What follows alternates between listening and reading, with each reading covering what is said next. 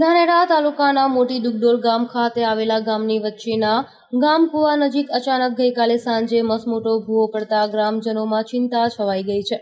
વર્ષો પહેલા મોટા ભાગના ગામોની મધ્યે ગામ કૂવો આવેલો હોય છે, જ્યાં ગ્રામજનો કૂવામાંથી પાણી મેળવતા સાથે ગામના પશુઓ હોય કે ગૌવંશને પીવાનું પાણી મળી રહે તે માટે હવાડા બનાવવામાં આવતા હતા. આવો જ ગામ કૂવો ધાનેરા તાલુકા સરહદી મોટી ડુગડોલ ગામમાં આવેલો છે.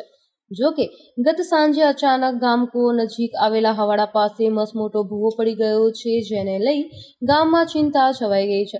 કારણ કે ગામની વચ્ચે આટલો મોટો ખાડો પડી જતા પશુઓ અને બાળકોના જીવ પર જોખમ મંડરાઈ રહ્યું છે.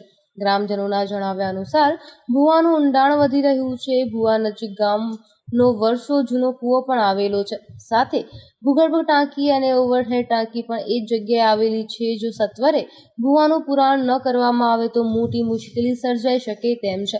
સ્થાનિક ગ્રામ પંચાયત દ્વારા પણ સરકારની ગ્રાન્ટનો ઉપયોગ કરી ગામ કૂવાનું સમારકામ પણ કરાવવામાં આવ્યું હતું.